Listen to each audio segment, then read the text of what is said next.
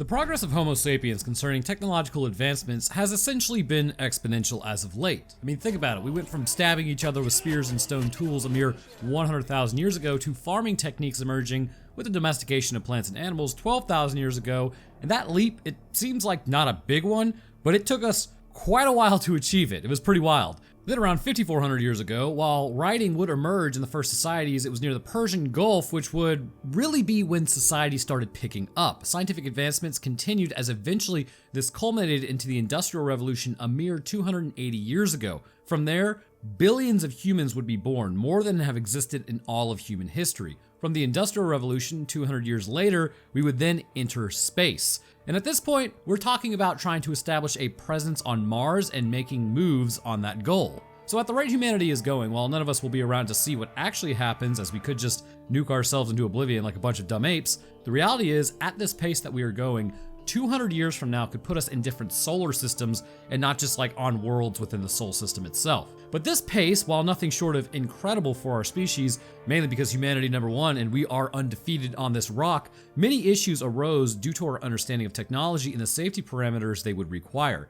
The nuclear age would arise at the close of World War II, where obviously the US would enter a Cold War with the USSR, where not only could the world be glassed, but nuclear energy would emerge as a promising fuel for the future. Unfortunately for all of us, the hippies in the 70s had very little understanding of what nuclear energy could do because they were all really high at the time, so they cried like a bunch of big babies over it, and even to this day, the impact they have has stifled nuclear energy from proliferating. But even with that said, that does not mean there were not issues that did need to be solved. And one such lesson would be ingrained in humanity's collective memory. The Chernobyl meltdown, which at this point in the video is really sounding like something completely different than just over a movie, stands as a reminder of the dangers associated with failure concerning nuclear energy. A highly radioactive material collected in the basement of the power plant afterwards, affectionately known as the Elephant's Foot. The town had to be evacuated and the area quarantined off. At first, nobody was quite sure what was going to happen and if this material could just simply burn through Earth's crust, heading towards the center of the planet. But eventually cooling, the area still to this day, 38 years later, literally as I record this, as it happened on April 26th, 1976, I believe? Yes, 76, that'd be right. But the area can still be visited, but it's still highly radioactive. As a result, only some areas can be kind of explored while others remain entirely off limits. But therein lies the question. What exactly does radiation exposure do to the genetic structure of a person, and what sort of impact could this have on potentially the locals that decided to stay? In the events of Chernobyl Diaries, we're going to discuss just that today. But first, this episode is sponsored by Incogni. Right now, at this very moment, companies are collecting, aggregating, and trading your personal data, making money off of you in doing so, and you're probably just sitting there eating a toaster strudel, not knowing anything about it. You have a right for this to not happen by requesting data brokers delete what information they have on you to protect your privacy. Using code Roanoke at incogni.com/Roanoke, you can get an exclusive 60% off an annual Incogni plan to protect your data today. Information like your full name, email, home address, relatives, employment history, and education, amongst many other details. How did this happen? Let's say that you subscribe to a newsletter on a site about cats and why they slow blink at you. Boom! Information gets stolen and then sold. Or maybe you read the news about a big company having a data breach. Your information is now floating around, being snatched up by other data brokers. That's where Incogni comes in. It used to be that you would have to track everything down yourself, but by granting Incogni the right to work for you, you can have them make the requests on your behalf to delete your personal data. Again, the cat site is me because my data most certainly has been stolen, and after using that service myself, they will send you updates on all the information that they have removed. It's pretty wild how much of yourself is actually just floating around out there. So if that sounds like something you'd be interested in utilizing, then by using code Roanoke at incogni.com/Roanoke, you can get an exclusive 60% off the annual Incogni plan to protect your data today. All right, let's get back to it. So we kick off our story immediately at an airport, no time to adjust or really just change your underwear, we're getting into it. Everyone is being extra quirky as assumedly they are leaving the US to go hit up London. Because of my extreme fear of flying, because my brain is stupid, specifically my amygdala, I have to take a boat over there someday. I know, it's really dumb. Anyways, heading towards the hell on earth, France, they then leave and hit up Italy to make money moves towards the Danube River. Next up, Prague and then Kiev. This movie appears like it was filmed like an American Eagle commercial for some reason. I have no idea why. As they walk through their room, they start talking about, oh, we're gonna go hit up Kiev next. I thought they were already there, but apparently not. Paul over here says that he's gonna probably stay in Europe, and he raises a valid point. European women like American men. Gonna have to test that theory one day. We'll report back on my findings. Paul then brings up sleeping with one of their friends, Amanda, as he says he will then leave her alone. Asking about how Natalie and Chris are doing, I can already tell you, when you're single, you do try to change the subject when you're talking about one of your friends' friends.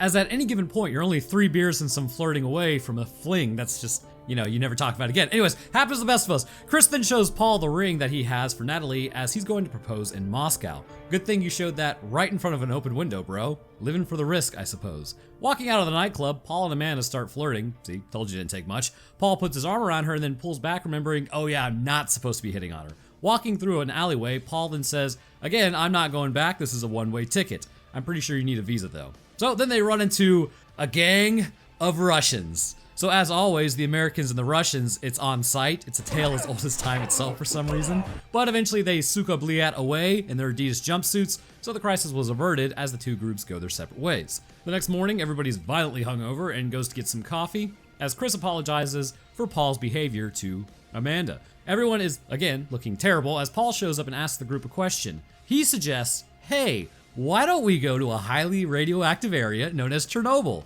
They're gonna go do some extreme tourism, as they put it. So they're gonna enter through Pripyat and then they're gonna just start touring the city. Amanda brings up the radiation levels, which is, obviously the intelligent thing to do. But what exactly does radiation do to your genes? Let's discuss.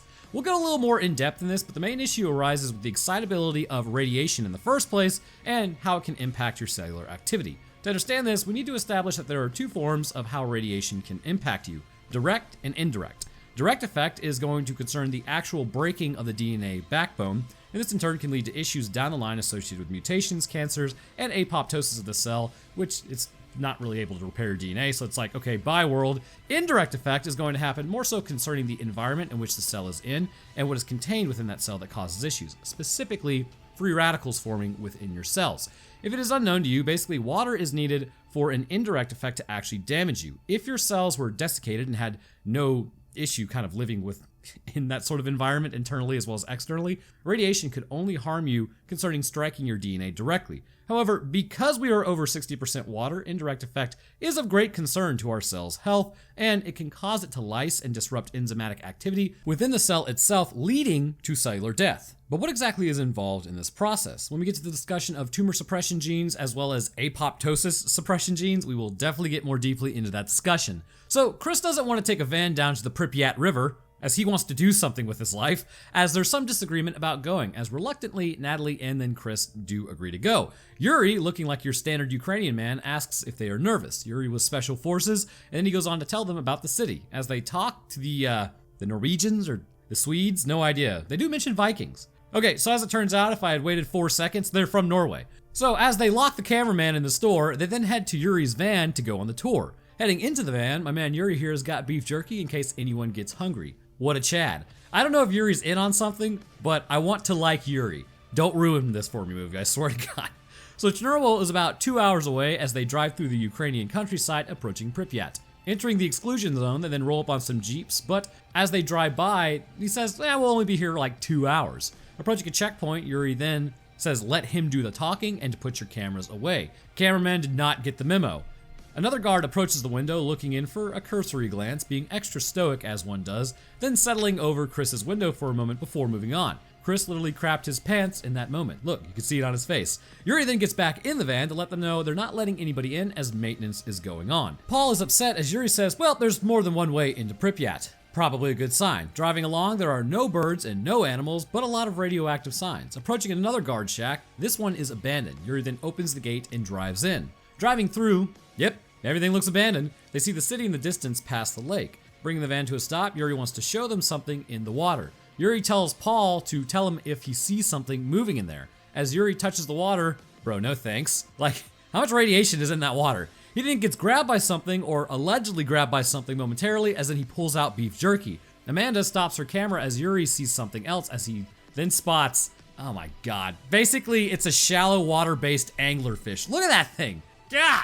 So they poke it when really they should have just used a stick as it lunges at them slightly. Again, use a stick. Everybody who watches this, if you want to poke something and you don't know what it is, just use a stick. It's our God-given right. So in the immortalized words of Chills though, I would stomp that thing until it was a small brown stain. It's bad enough that these things are in the oceans. We do not need to bring them up into our lakes. Disgusting. All right, where was I?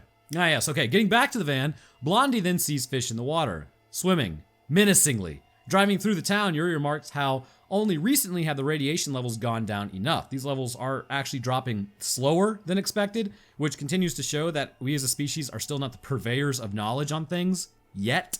The cesium levels are not decreasing as predicted, but what is interesting, however, is that nature has come back faster than expected and appears to be doing okay even with the radiation levels being really high in some areas. And that was something our species did not really think was going to happen. Driving through town, 50,000 people used to live here, now it's a ghost town. I'm sorry, I had to put a Call of Duty reference in there somewhere. Yuri then brings the van to a stop as they get out at the fair that was being set up for their spring celebration. What's left of it, that is. Looking around, that's gotta be kinda eerie how quiet it is. Yuri, using his Geiger counter, then checks to see if the levels are safe. Approaching the Ferris wheel, everything was abandoned immediately once the plant started going critical. They then get a picture and continue the exploration of their city. Also, you wanna know what's creepy? I never look up nuclear accidents, like, at all, ever.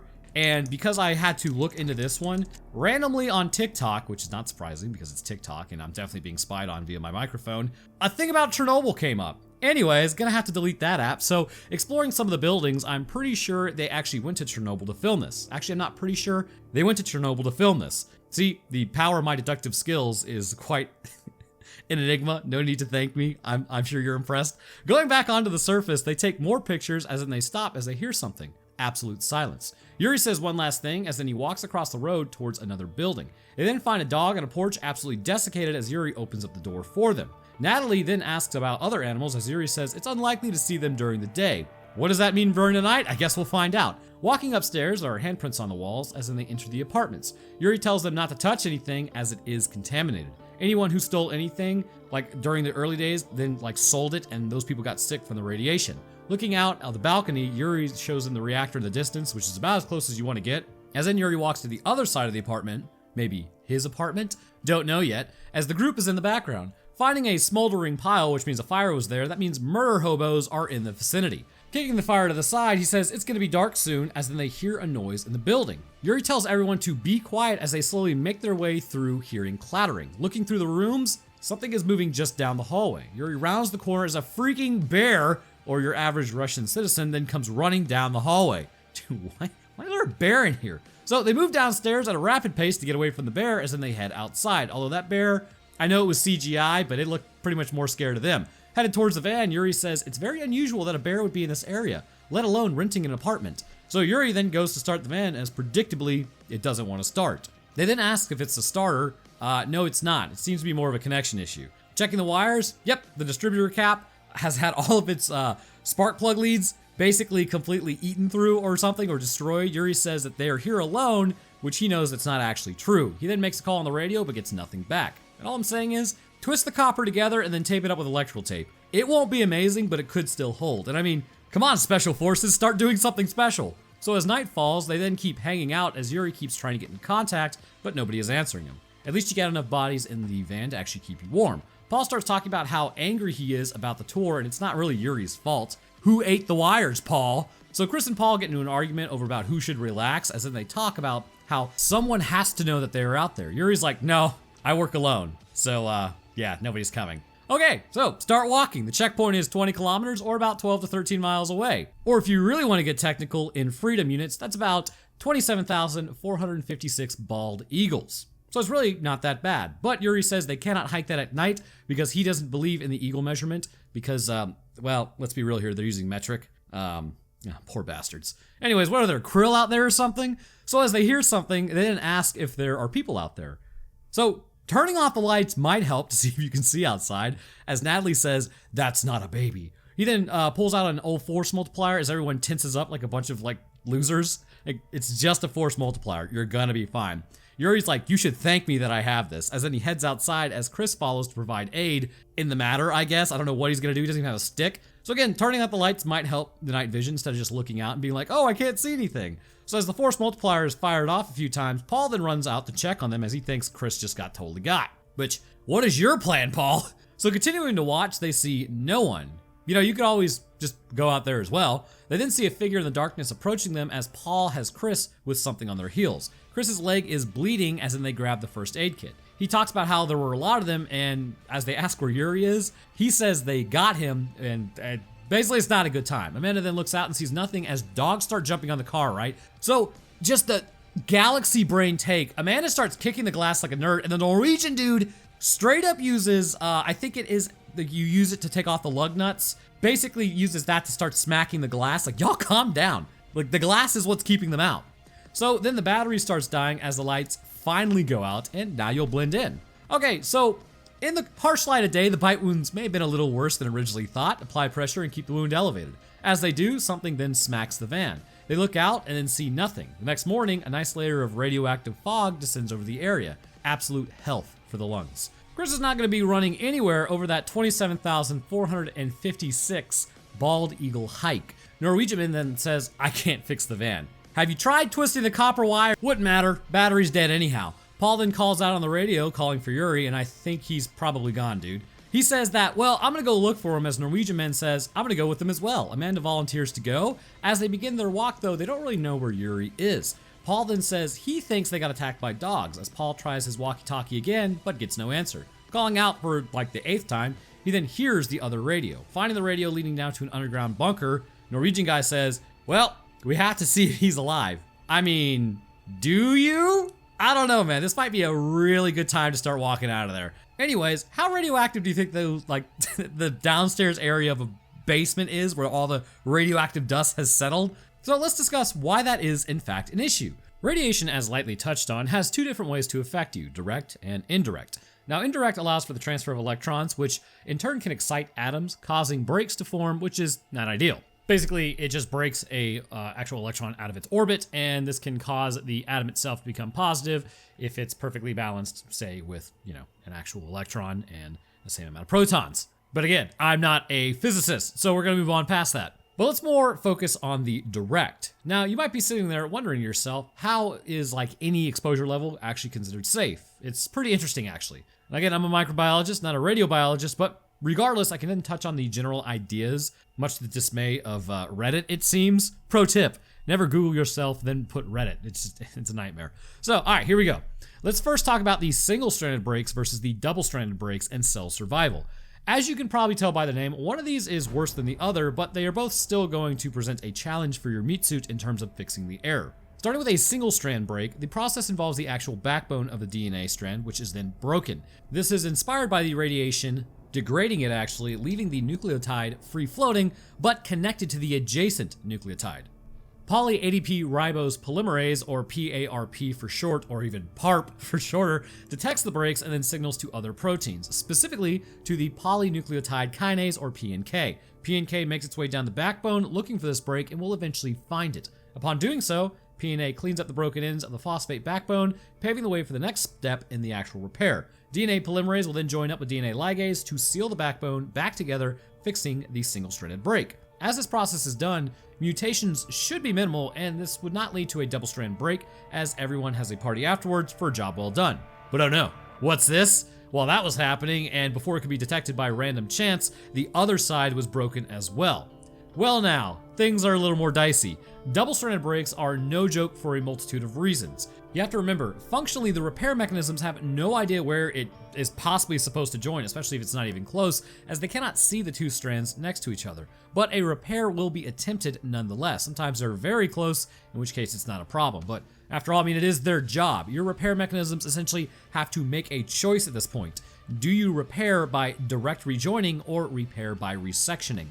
Direct rejoining is taking the 2 ends and then fusing them back together, but resectioning is a little more risky as it might involve quite literally replacing some of the nucleotides entirely. Now, I will spare you all the names because it is quite extensive, but the preferable method would be taking the 2 ends and fusing them together, leaving the genes relatively unaltered, allowing for proliferation of the cell to continue unhindered. Resectioning, while still viable, could result in mutations later on. Now, this is all well and good, but it should be known that nucleotides can also be affected by radiation, creating radicals that continue to cause damage as well. In this case, point mutations can occur as a result, which can then further break genes. Specifically, let's focus in on the P53 gene, which is critical for tumor suppression, and the BCL-2 gene, which is a protein that ends up blocking apoptosis, as it will show why the altered humans later have become exactly what they have. The p53 gene's entire purpose is to force apoptosis to happen should there be DNA damage to the cell cycle.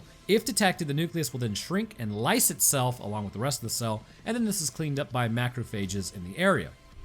This gene's stability is critical to preventing your body from being riddled with cancers. You have to remember though, radiation is based on a numbers game, and while low doses of radiation are not completely safe, the odds of it disrupting the p53 gene are negligible, and because of that, it is considered safe at low levels for a small amount of time. However, at higher levels of radiation, your genome will be experiencing disruption on a larger scale due to the random chances becoming more frequent. This gives you a great chance to develop cancer due to the breaking of this specific gene, and there's also other genes that are tumor suppression genes, that's why it's plural. But the antithesis of this gene is the other stabilizing factor and is critical to the survival of a healthy cell, the BCL-2 gene. This encodes for a protein that actually blocks apoptosis.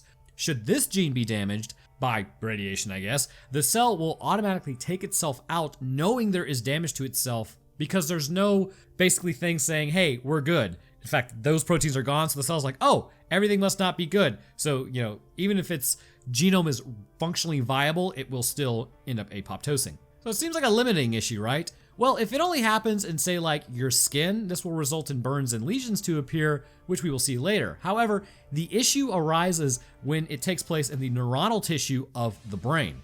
This will lead to cellular death of neurons, which in turn leads to literal brain damage. When we get to the people, we will discuss this issue more, as it also helps explain kind of why they're snacking on people. So entering the basement, yeah, this looks totally fine. Entering, a mall, I think? They approach a fountain of sorts as something moves in the water, and we have no idea what it was. They continue following the blood trail that this is obviously somebody being dragged or dragging themselves, and this can't be good, as Amanda says, nope, there's too much blood, he couldn't have survived. Wide-eyed and dilated pupiled, Paul looks around, mega stress response as they continue following the trail.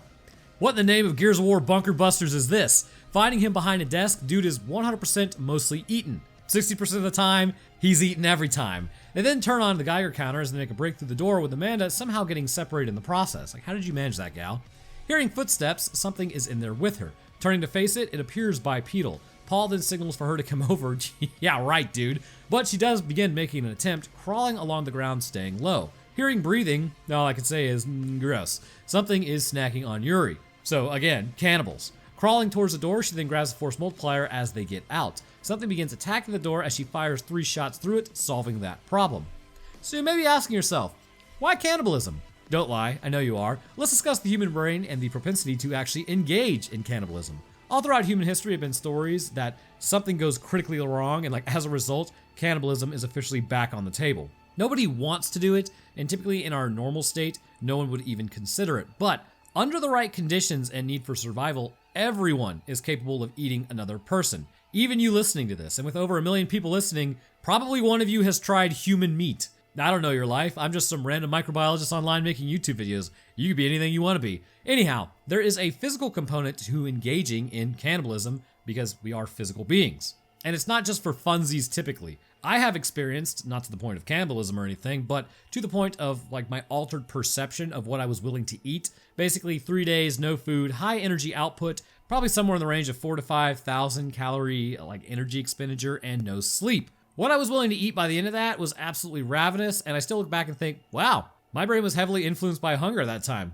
Gross. The area of the brain associated with the understanding that you're hungry is the hypothalamus, located in the lower center of the brain, located just above the pituitary gland and below the thalamus. That's why it's called hypothalamus. Seeing as it regulates appetite, if there are any injuries sustained to it, this can result in issues like fatigue, weight gain, and memory loss. And therein lies the issue, the damage associated with it. During times of extreme hunger, the hypothalamus will produce 2 proteins that continue to cause hunger, neuropeptide Y and, I'm going to try this, agouti-related peptide, or just NPY, and AGRP respectively. The point is, these hormones will continue to flood the body, alerting to hunger. When the hypothalamus is damaged or in a state of extreme hunger, these may not turn off properly, as during times of low glucose, the body will actually enter ketosis, converting fat into energy, pretty much, but because the brain lacks the carbohydrates necessary to run optimally, this will cause the brain to enter a downshifted state almost. Your brain will still work, obviously, as you're conscious, but it's described as a sort of brain fog.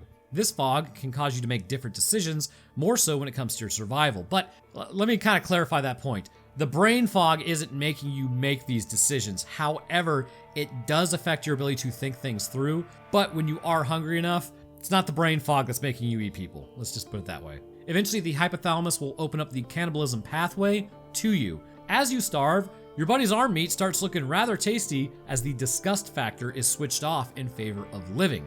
It should be known that there are many other pathways that need to be affected for you to typically consider eating someone, but the important part is damage to the brain can induce this action. So trying to find the front door, they find a locked door and finally get the glass broken as they move outside. Well, now you've made the local band of cannibals angry. Good luck tonight, guys. Getting back to the van, Paul says that they need to go now because they found what's left of Yuri and it ain't looking good. Chris says, I have to stay here. My leg is totally messed up. I have no choice. I can only walk about 1,000 bald eagles at this point. Amanda then begins looking through the pictures as she sees when she took one of them, there was something in the window running by. Paul, Amanda, Viking Lady, and Michael say they're gonna run to the checkpoint and then send back help. I mean, you guys could probably just break out into a light jog. That's all I'm saying. Like, I walk, what is it? Like, probably 5 miles in an hour and a half every day. Like, it's a light walk, but you know, it's still a walk. It's not that hard. So as they begin their walk, they then see the dogs from earlier in the distance fighting over a carcass. And yeah, I'm sure they haven't heard you yet. Giving that pack a wide berth, the Geiger counter starts going off as it's getting worse. Looking out, they then spot a bunch of vehicles with the batteries all dead, I'm sure, and a sign that says something, but I don't speak Russian. Checking the cars for spark wires, they then look at the side of the bus as it's been boarded up. The holes in the side are all exit holes. Someone inside was shooting out. Paul then breaks into the bus to investigate as casings are all over the ground. Clearly, this was a person or group's last stand. Approaching the back of the bus, Paul suggests something is back there beyond the blanket. Opening it up, something then falls on him. A bunch of highly radioactive dust, I suppose. They find a flashlight as well as blood and a piece of a guard's uniform. Michael then finds some spark plug wires and Paul calls back saying that they found the cables for the van. They then see a dog running towards them as they all start running away, leaving the camera behind. Running across a super sturdy bridge, the quadrupeds are like all on their tail. Well, most of them anyways. Like one of them is just sitting there watching them, wagging its tail. It's hilarious. So Zoe ends up falling in as Michael grabs her, and that's definitely going to be cancer in a few years. But as Michael goes to get up, he gets attacked by something and then pulled around. They drag him out as he has a bunch of bite wounds on him, anglerfish. Leaving the dogs behind though, they keep walking back to the van. They don't seem like they're really that far away, but it is now nightfall. The group collectively agrees that people must be out here as they hear something behind them. Shining a flashlight down the road though, they see nothing. Clearly though, they are being stalked. Returning back to where they started, they find the van completely flipped over. Yep, you're gonna need more than spark plugs now, or spark plug wires. Chris and Natalie are totally gone. Calling out to them, Natalie was filming Chris as he's not looking so hot. He then proposes to her on the spot as they hear something outside of the van. Looking outside, the glass gets broken as something is out there. It flips the van, and then we can kind of see their faces outside a little bit. They get grabbed and then carried off, leaving the camera behind. So Paul keeps shouting as they hear more noises in the distance as Michael tries to tell him, dude, shut up. Paul then runs off like a turbo Chad instead to find his brother as the rest of the group follows. Running as far as they can, about 100 feet, they hear noises and then stop near a building. Following more noises, they head out through it, and out back they find a nice blood trail. Entering the building, Paul continues to call out to Chris. Searching the building, they hear noises but aren't too sure where it's coming from. Opening a door, they get blasted in the face with more radioactive dust. Searching what appears to be a cafeteria of sorts, they try to tell Paul that he can't stay there as Baldy behind the counter just straight throws a chair at them. Hell yeah, brother. Running into Natalie, she keeps screaming as then like, gal, calm down, you're going to alert the horde. Michael then grabs presumably a map as they exit the building. Paul then starts asking where Chris is as Natalie doesn't have an answer as she says they got him. That's about it. Like, I mean, at least point their direction. Looking at the checkpoint, it's relatively close as Paul says he's not leaving without his brother. Michael then takes the handheld as he says they need help and they will basically be back with that help. Amanda tries to calm down Paul, who's just needs to take a chill pill as she convinces him to finally go with them. No way, bro. That's your brother. And you're not even dating her. Just do an about face and then go find your brother, man. So as they run through, the Geiger counter starts going off like way worse than before, but they decide to risk cancer later and surviving for now. Behind them, they then spot a youngling. Well, that can't be good. Paul then goes to approach her as she's faced away. He speaks some Russian to her, but she still doesn't turn around. Hey, you know you guys are just sort of like hanging out in a highly radioactive area, right? I just want to check. Also, someone is down the stairs next to Natalie as she's grabbed and straight ragdolled down as the cameraman then pans back over to the offspring now missing. He's just as confused as y'all are. Hearing more screaming, you ever feel like you're being actively led somewhere? Well, you are. Finding the guard hanging upside down, maintenance must not be going too well, and entering some sort of area behind the building, they hear a growl in the distance. Turning around, dang, you got the whole Pripyat squad on your tail. Or are those aren't guards? Yeah, no, those are definitely the locals. Running down some stairs, Paul then starts trying to break into a room as the Pripyat squad starts trying to break in as well. Zoe gets grabbed through the wall as they descend further into the building. Surely this isn't going to be a problem. Michael then fires at them as Michael gets grabbed by the locals and pulled off. So Zoe's pretty upset about that, but no time to mourn right now. You can do that when you're alive. Moving through the narrow hallways, where even are they? Like a prison, a hospital, a basement of a serial killer? Oh wait, just a Russian anti-radiation area. They aren't even sure what this place is, but they hear scraping noises in the distance, which is never a good sign. The hallways only just continue further down as the flashlight finally starts dying. As the mutants are then coming in hot, they continue to kind of walk through slowly. Coming into a room that apparently smells really bad, they start coughing as they realize this must be where the locals are living.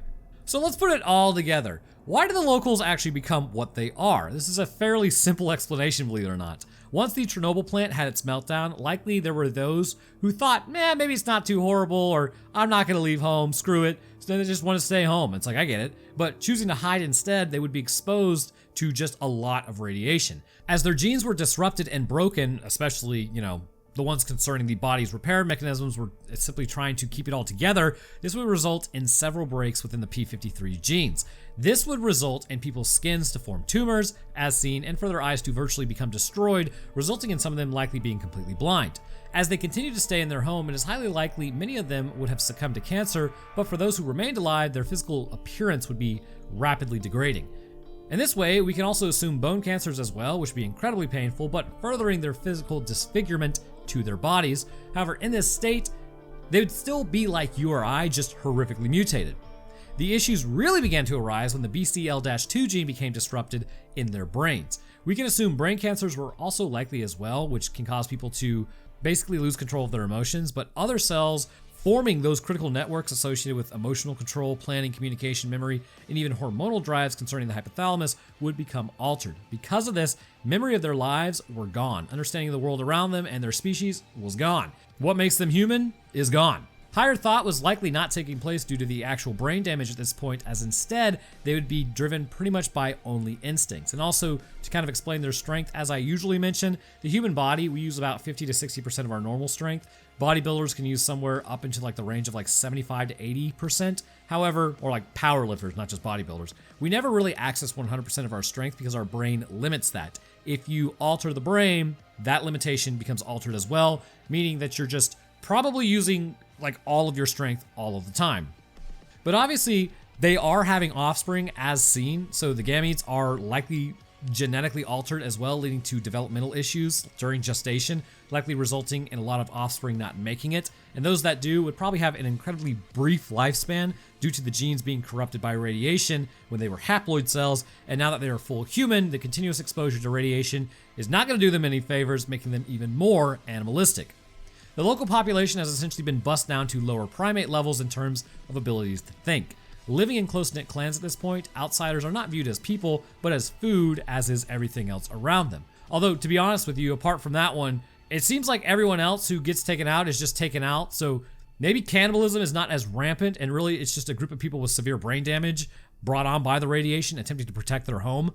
So anyways, Paul's an idiot and then finds the ring for Natalie and starts screaming again immediately, like an idiot, reaching into the darkness after hearing breathing. Oh lord, the squad is here as well. Finding a ladder, they start climbing as the mutants grab Zoe and then pull her to her apparent doom. Cutting her loose, Paul and Amanda are the ones that are left now. Paul has a nice cry over it as Amanda says they can still find him.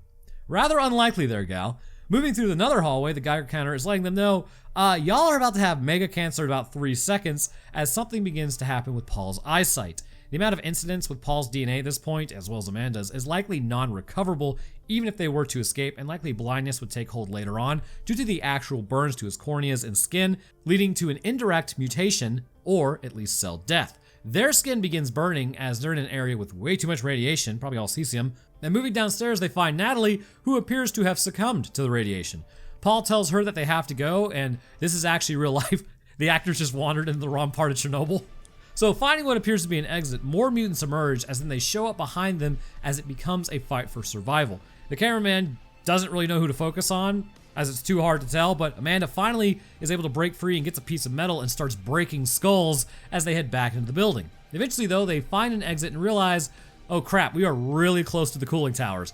Paul says that he can't see anything as the guards show up. But these are Russian guards, so that can't be good. They then tell them not to come any closer, firing a warning shot, but Paul's like, no, look, I can't see, let me keep walking forward. Good God, Paul, stop moving. Well, he doesn't, so then he takes one to the sternum, instant KO, especially if that hits your spine, as Amanda lays next to him, also having some issues. She's then bagged and it goes dark. Waking up in a truck, someone is asking her name, and they ask her how she got back into Pripyat. The man asks her if anyone else knows she's there, and the answer to this question is always yes. Many people know I'm here, including American government officials. As that really goes for any situation, right? Are you home alone? Are you here alone? Are you traveling alone? Are you sitting at the bar alone? The answer is absolutely not. I've got a group of friends, like 10 to 15 of them. They're either here, we're all heading to a shooting range, or they're following me, probably about a few hundred yards back. No one needs to know that you are ever alone at any point. It's just a weird question to ask. So they tell her that they are at the hospital as they talk about how the patients escaped and they can't let her go either. Escorting her to a door, they then lock her in, and as she looks around, well then, this looks pretty crappy. She then calls out to anyone there as the whole squad bear hugs her, happy about her return. Mainly, I doubt these people are in there anymore, like mentally. The amount of damage to their cerebrum that must have taken place after being there for 38 years as of today, more specifically the frontal lobe, says to me that these people have essentially become feral. That's why whenever there's a detectable level of radiation, while low levels are considered negligible for a short time frame, only like a couple of hours, if you choose to stay, those low levels will eventually cause a mutation by breaking something just by happen chance. And as a result, you will probably end up eating your friend's arm. But anyhow, I want to hear what you guys think. Do you think that they're actively cannibalistic, or do you think that it was really just one woman going absolutely wild, which would explain why she's alone, as nobody wants to hang out with the cannibal? Anyhow, I'll drop my Twitter, Discord, Patreon, and Roanoke Tales channel link, where this week we're talking about the Farmington mine disaster. But speaking of patrons, I'd like to thank mine real quick. First, huge thank you to our astrophysicist, Death's Dancer, as well as our scientists, Chad the Enjoyer of Scientific Explanations of B-grade horror movies, Dakota23, Lucian Dragon, Metric System, and Trash Pan in a Trench Coat. And the rest of my patrons, I thank you guys as well. Your help goes a long way towards keeping everything running and is greatly appreciated. All right, so that's gonna do it for me. I hope everyone enjoyed, and we'll see y'all in the next one.